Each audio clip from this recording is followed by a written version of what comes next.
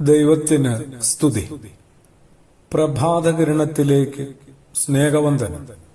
ഭാഗം 1590. ഇന്ന് മെയ് മാസം 8-ാം തീയതി 129-ാമത്തെ ദിവസത്തിലെത്തി.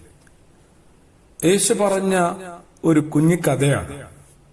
അതിനെ കഥയായിട്ടല്ല, വളരെ വളരെ ഗൗരവമുള്ള കാര്യമായിട്ട് നമ്മൾ ഏറ്റെടുത്തേ മതിയാവും. വിശുദ്ധനായ മത്തായി ശ്ലീഹായുടെ സുവിശേഷം 12-ാം അധ്യായത്തിൽ അശുദ്ധാത്മാവിന്റെ തിരിച്ചുവരവിനെ കുറിച്ചാണ്.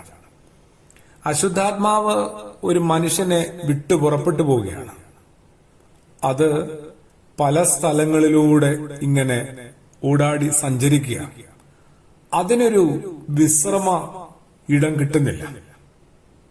അപ്പോൾ ഞാൻ വിട്ടുപോകുന്ന എന്റെ വീട്ടിലേക്ക് മടങ്ങിച്ചെല്ലുമെന്ന് സ്വയം പറയുകയാണ്. ഓർത്തു നോക്കിയേ, ഓരോ മനുഷ്യന്റെയും ജീവിതത്തിൽ നിന്ന് ബോധപൂർവം ചിലതിനെയെല്ലാം ഒഴിവാക്കുന്നുണ്ട്. എപ്പോഴെങ്കിലുമൊക്കെ വെളിച്ചം കിട്ടുന്ന അനുസരിച്ച് ദുശീലങ്ങളെയൊക്കെ തിരിച്ചറിയുന്നു.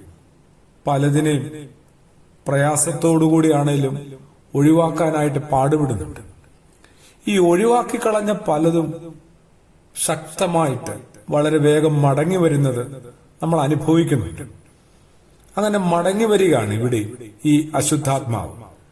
ഈ അശുദ്ധാത്മാവ് മടങ്ങി വരുമ്പോ ആ ഭവനം അലങ്കരിച്ചിട്ടുണ്ട്, അടിച്ചുവാരിയിട്ടുണ്ട്.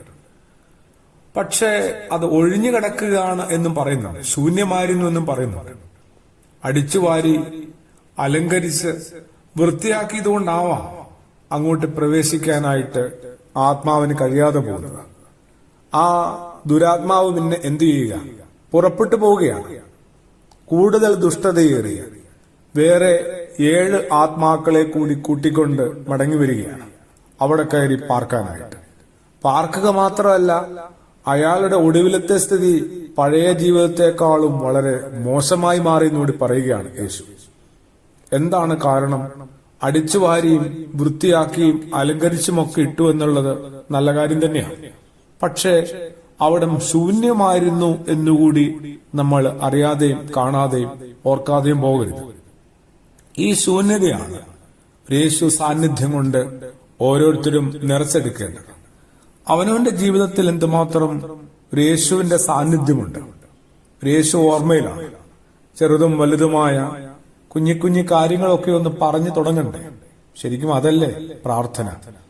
അങ്ങനെ ഒരു മിണ്ടിപ്പറയൽ യേശുവുമായിട്ടുണ്ടാകാതെ പോകുമ്പോഴാണല്ലോ ബന്ധം ദൃഢമാകാതെ കുറെ കൂടി ദുർബലമാവുന്നത്, അയഞ്ഞു പോകുന്നതൊക്കെ.